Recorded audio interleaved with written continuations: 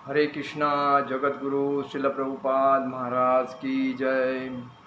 नमो विष्णुपादाय कृष्ण प्रेष्ठाय भूतले श्रीमते भक्ति वेदांत स्वामी नीति नामिने। नमस्ते सारस्वती देवे गौरवाणी प्रचारणे निर्विशेष शून्यवादी पाश्चात्य देश तारणे। जय श्री कृष्ण चैतन्य प्रभु नित्यानंद श्री अद्वैत गदाधर शिवासादि गौर भक्तवृंद। हरे कृष्ण कृष्ण कृष्ण हरे हरे, हरे राम राम राम हरे हरे। हरे कृष्ण कृष्ण कृष्ण हरे हरे, हरे राम राम राम हरे हरे। हरे कृष्ण कृष्ण कृष्ण हरे हरे, हरे राम राम राम हरे हरे। जगत गुरु शिल प्रभुपाद महाराज की जय। परम पूज्य लोकनाथ स्वामी महाराज की जय। निताई गौर प्रेमानंदे हरि हरि बोल। ओम नमो भगवते वासुदेवाय, ओम नमो भगवते वासुदेवाय, ओम नमो भगवते वासुदेवाय। आज हम लोग शील प्रभुपाद लीलामृत इस अध्याय पे हम बात करेंगे। प्रभुपाद जी जब स्कूल में आते थे और स्कूल में जाने के बाद वो अपने प्रभुपाद के पिताजी थे, उनके मित्र थे बोस, उनके पास ऑफिस में मैनेजर का काम करने लगे। उसके बाद उनकी शादी हो गई। उसके बाद में जब वो मित्रों के साथ जब घूमते थे और इधर उधर जाते थे, तभी उनके मित्र जो है वो उनको हमेशा बोलते थे, एक व्यक्ति जो है वो आध्यात्मिक है और उस व्यक्ति के पास अगर हम जाके आते हैं तो हमें थोड़ा भक्ति के बारे में आध्यात्मिक ज्ञान हो जाएगा। लेकिन प्रभुपाद जी यही कहते थे कि ये साधु संतों की साथ जाना बेकार है, क्योंकि ये लोग भीख मांगते हैं, पैसा लेते हैं, गांजा पीते हैं, बीड़ी पीते हैं, सिगरेट पीते हैं और भक्ति इनके पास क्या हम सीखेंगे, ऐसा उनका भास पहला होता था। लेकिन उनका जो दोस्त था नरेंद्रनाथ मल्लिक, बल्कि जो दोस्त था वो उनका मित्र स्कूल का था और वो उनको बार बार बोलता था, एक बार मेरे साथ चलो, एक बार मैं आपको बोलता हूँ, हम देख के आएंगे, मिल के आएंगे, जो बताएंगे सुन के आएंगे, हमें बाकी तो कुछ नहीं, थोड़ा आध्यात्मिक का तो ज्ञान हो जाएगा। तो प्रभुपाद जी बोले, एक दिन प्रभुपाद जी को वो लोग पकड़ के लेके गए उधर, मतलब प्रभुपाद जी जा नहीं रहे थे तो बोले अभी आप ज़बरदस्ती करके जा रहे हैं लेके, तो चलो मैं आता हूँ, ऐसा। तो वो कौन थे उसके बारे में हमें जानना था और उनका प्रभाव कैसा पड़ा उनके ऊपर, उसके बारे में हम जानना था। चलो, भक्ति सिद्धांत सरस्वती ठाकुर कहते हैं कि चैतन्य महाप्रभु और उनके भक्तों जैसा उच्चतम श्रेणी के कल्याणकर्ता न हुए हैं न होंगे। अन्य प्रकार के लाभ केवल धोखा है, सचमुच अत्यंत हानिकारक है। जबकि महाप्रभु और उनके अनुयायियों द्वारा किया गया कल्याण सबसे सच्चा, सबसे बड़ा और शाश्वत लाभ है। यह लाभ किसी देश विदेश के लिए नहीं है जो दूसरे के लिए उत्पाद पैदा करे, वरना यह समस्त विश्व के लिए यह लाभ है। तो अभय के जो मित्र थे नरेंद्रनाथ मल्लिक, उन्हें आग्रह कर रहे थे कि हमारे साथ चलो, एक जो व्यक्ति है, जो बाबा है, उनसे हम मिलते हैं और आपको जो भी उनसे पूछना है वो आपके मन की बात पूछ सकते हैं। तो प्रभुपाद ने नरेंद्र की बात मान के उनके साथ शील भक्ति सिद्धांत सरस्वती एक वैष्णव थे और वे चैतन्य महाप्रभु के महान प्रचारक भक्त थे। उनके एक शिष्य जो सन्यासी थे, मल्लिकों के घर आते थे और उन्होंने उन्हें शिल भक्ति सिद्धांत से मिलने का आमंत्रण दिया था। किसको? नरेंद्र मल्लिक प्रभुपाद जी के मित्र थे उनको। तो मल्लिक में से कुछ वहाँ गए थे और उनसे बहुत प्रभावित हुए थे। अभय मतलब प्रभुपाद जी शंकालु बने थे और उनको हर टाइम शंका आती थी। प्रभुपाद जी बोलते नहीं नहीं, मैं तो इन सब साधुओं को जानता हूँ, मुझे नहीं जाना है।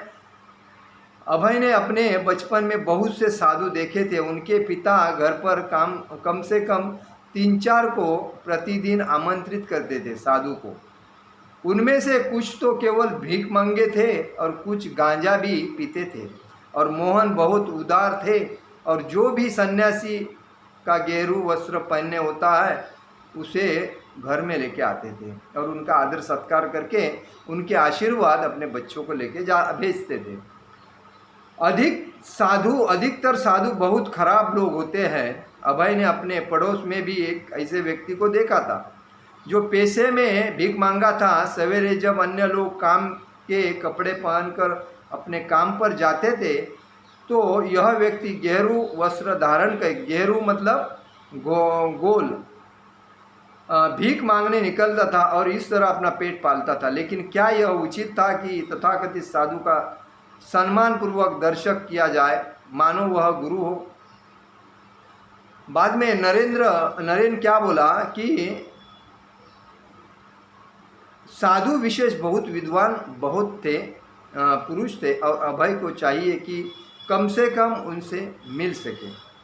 स्वयं निर्णय लिए अभय चाहते थे कि उनके मित्र नरेन इतना आग्रह कर रहे हैं, लेकिन अंत में उनकी बात का इनकार न करके एक साथ वे पारसनाथ जैन मंदिर से होते हुए उल्टा डंग पहुँचे, जहाँ भक्ति विनोद आसन अंकित करते थे और गौड़िया मठ के आवासों की सूचना दे रहे थे। तभी प्रभुपाद जी को लेके नरेंद्र मल्लिक उनके पास गए। वह अपनी पीठ को पूरी तरह सीधा करके शिल भक्ति सिद्धांत सरस्वती लंबे लगते थे, शरीर से दुबले थे, उनकी बाहें लंबी थी, उनका रंग गोरा और सुनहरा था। उन्होंने सादे फ्रेम का बाई फोकल गोल चश्मा पहनकर, उनकी नाक नुकीली थी, मस्तक प्रशस्त था, चेहरे पे विद्वत्ता प्रकट होती थी, लेकिन उस पर भीरुता बिल्कुल नहीं थी। भीरुता मतलब नाराजगी नहीं थी। उनके मस्तक पर लगे वैष्णव तिलक की खड़ी रेखाओं से अभय परिचित थे, ठीक वैसे ही जैसे वे उनके सादे सन्यासी उत्तरीय से परिचित थे, जो उनके दाहिने कंधे पर पड़ा हुआ लटक रहा था, जिसके बाएं कंधे और आधा वक्षस्थल खुले थे। उन्होंने गले में तुलसी की माला पहनी हुई थी और मूर्तिका से बने वैष्णव तिलक के चिन्ह उनके गले में, कंधे पर और बाहों के ऊपर भाग में दृष्टिगोचर हो रहे थे। निर्मल सफ़ेद जनेऊ गले में लिपटा हुआ था, पर विराज था। अभय और नरेन दोनों ने वैष्णव परिवारों में होने के कारण श्रद्धास्पद सन्यासी को देखते ही उन्हें तुरंत साष्टांग दंडवत प्रणाम किया। अभी दोनों युवक बैठने को ही थे। औपचारिक प्रारंभिक वार्तालाप आरंभ होने से पहले ही शिल भक्ति सिद्धांत सरस्वती ठाकुर झट करके प्रभुपाद जी को देख के बोले, आप शिक्षित नवयुवक हैं, आप चैतन्य महाप्रभु के संदेश का प्रचार विश्व भर में क्यों नहीं करते?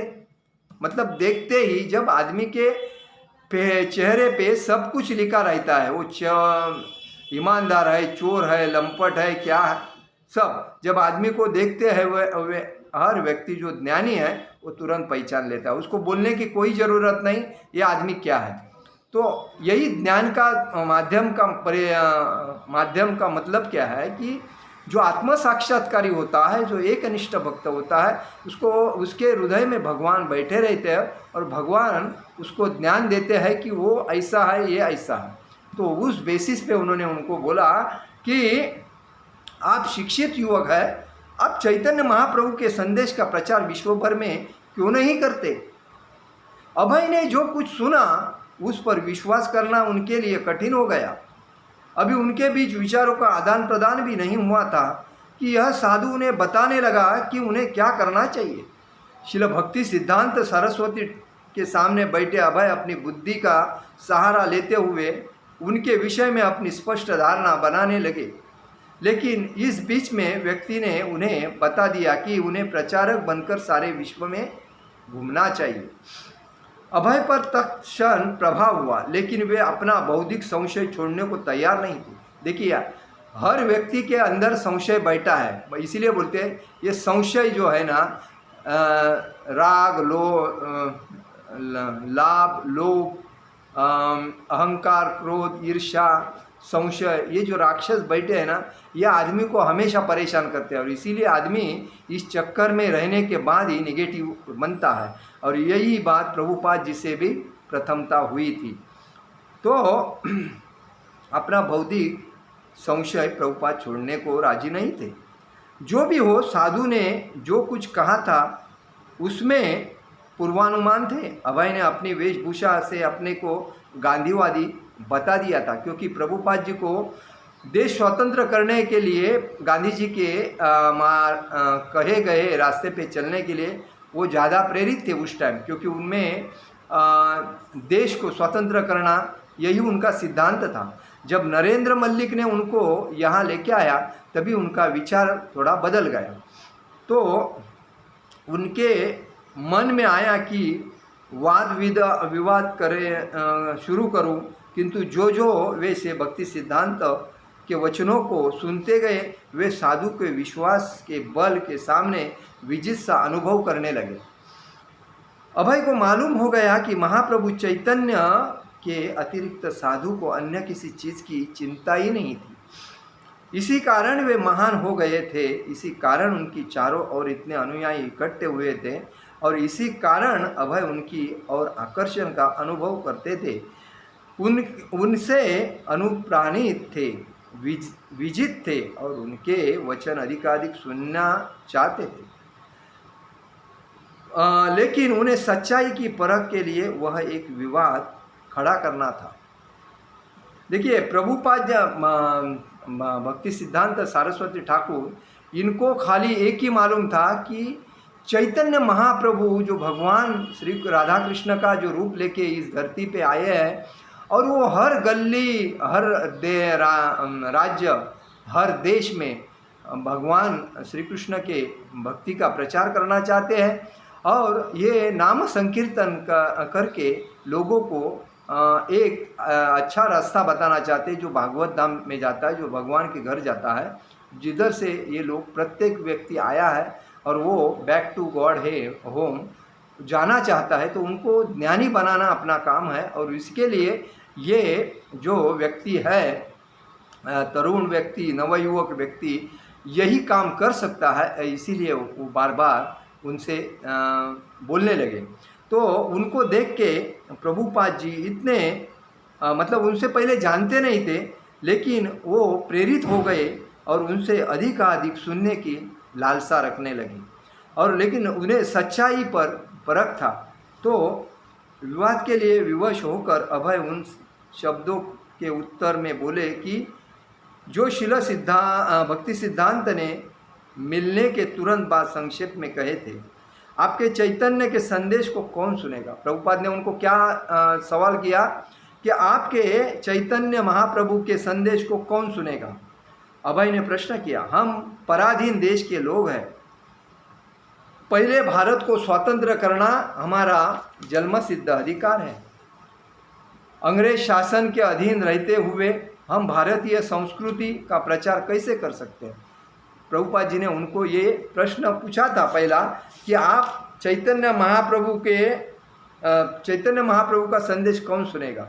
हम पराधीन हैं, हमें पहले भारत को स्वतंत्र करना चाहिए और भारतीय संस्कृति का प्रचार उसके बाद ही हो सकता है, पहला नहीं। अभय ने अभिमानवश नहीं पूछा था, उनका प्रश्न केवल उत्तेजक था, लेकिन फिर भी वह स्पष्ट रूप से चुनौतीपूर्ण था। यदि वे साधु को उक्ति को गंभीर समझकर ग्रहण करते हैं और शिल भक्ति सिद्धांत के व्यवहार में ऐसा कुछ नहीं था जिससे मालूम हो कि वे गंभीर नहीं थे, तो अभय वह प्रश्न पूछने के लिए अपने को विवश अनुभव कर रहे थे कि वे भारत के परतंत्र रहते हैं, इस प्रकार का प्रस्ताव कैसे कर सकते हैं। तभी भक्ति सिद्धांत सरस्वती ठाकुर जी ने कहा, शांति से कहा, गंभीर स्वर में उत्तर दिया कि कृष्ण चेतना को भारतीय राजनीति में परिवर्तन की प्रतीक्षा नहीं करनी चाहिए। नहीं वह इस बात पर निर्भय है कि शासन कौन करता है। कृष्ण चेतना इतनी महत्वपूर्ण है कि अनन्य रूप से इतनी महत्वपूर्ण है कि वह प्रतीक्षा नहीं कर सकती। मतलब ये भगवान की जो भक्ति का जो प्रचार है वो किसी का प्रतीक्षा नहीं कर सकती, वो इतनी महत्वपूर्ण है। उसके बाद शिल भक्ति सिद्धांत सरस्वती ठाकुर कहने लगे कि एक शक्ति का शासन को अथवा दूसरी का, यह अस्थायी परिस्थिति है। किसी एक शक्ति का शासन हो अथवा दूसरी का, यह अस्थायी मतलब एक ही जगह पे रहता नहीं, वो बदलता रहता है, अस्थायी परिस्थिति है। किंतु शाश्वत वास्तविकता कृष्ण चेतना है, और एक जो अब से लास्ट तक स्थायी रहने वाला क्या है, कृष्ण भगवान की भक्ति और वो कृष्ण चेतना। और वास्तविक सत्ता आत्मा है, वास्तविक सत्ता शाश्वत वास्तविकता कृष्ण चेतना है और वास्तविक सत्ता आत्मा है। मतलब हम लोग जो है वो मेरा मेरा जो करते हैं, तो हम मेरा करके कुछ फायदा नहीं, खाली हम आत्मा है, वास्तविक हम कौन है, आत्मा है। तो ये सत्ता वगैरह परिवर्तन होती रहेगी, लेकिन सबसे महत्वपूर्ण गोष्ठ जो है वो कृष्ण चेतना है, क्योंकि हम आत्मा हैं। इसलिए मनुष्यकृत कोई में राजनीतिक व्यवस्था मानवता की वास्तव में सहायता नहीं कर सकती।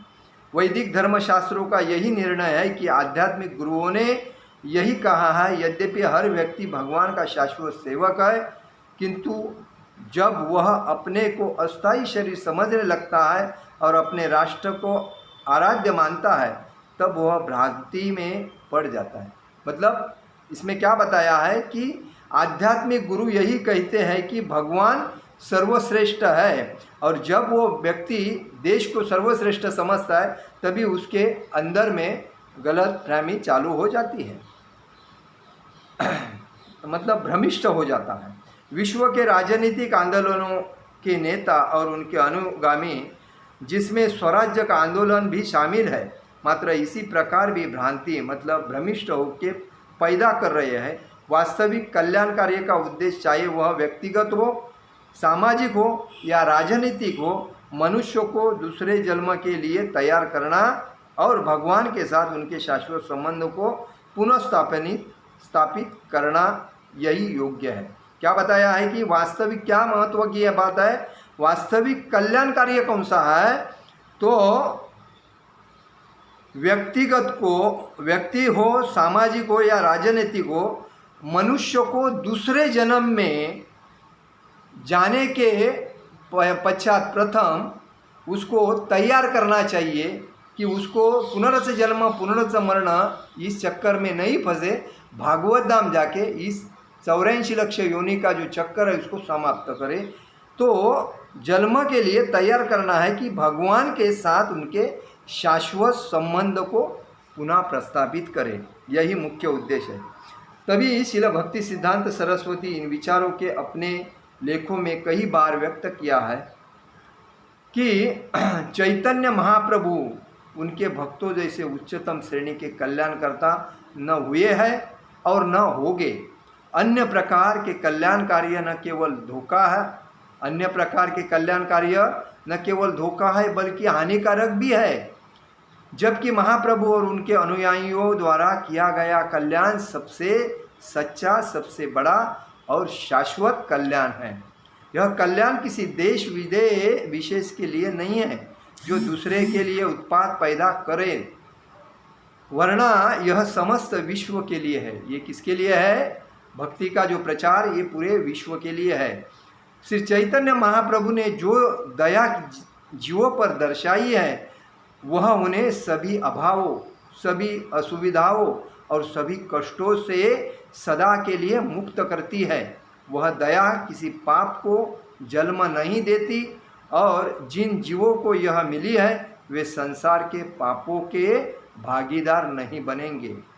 तो यही चैतन्य मतलब भक्ति सिद्धांत सरस्वती महाराज ने जब प्रभुपाद जी से मिले प्रथम था तभी उनको ये बताया कि सबसे इस मनुष्य को यही समझना चाहिए, मैं कौन हूँ? तो मैं आत्मा हूँ, और मैं अगर आत्मा हूँ तो मेरा फर्ज बनता है कि भगवान की जो वाणी है उसका प्रचार करना, तो उसमें समाज का, राज का और पूरे विश्व का उसमें फ़ायदा हो। और इसीलिए भक्ति सिद्धांत सरस्वती ठाकुर महाराज ने प्रभुपाद जी को ये आदेश देके पूरे दुनिया में भगवान श्री कृष्ण चैतन्य महाप्रभु के नाम संकीर्तन का मतलब हरे कृष्णा कृष्णा कृष्णा हरे हरे, हरे राम राम राम हरे हरे, ये जो नाम संकीर्तन उसका प्रचार करने लगा। और कृष्ण ही सर्वश्रेष्ठ भक्ति है, उसके आगे कुछ नहीं, उससे श्रेष्ठ कुछ नहीं, यही बताया है। तो यही हमें भी समझना चाहिए। हम नवीन जो पीढ़ी है, नवीन युवक जो है आजकल जो बोलते हैं हमें इंटरेस्ट नहीं, हमें इंटरेस्ट, उन्होंने इसका अनुभव लेना चाहिए। आज का मेरा प्रवचन यही समाप्त करता हूँ। हरे कृष्णा कृष्णा कृष्णा हरे हरे, हरे राम राम राम हरे हरे। जगत गुरु शिल प्रभुपाद महाराज की जय, परम पूज्य लोकनाथ स्वामी महाराज की जय, निताई गौर प्रेमानंदे, हरि हरि बोल।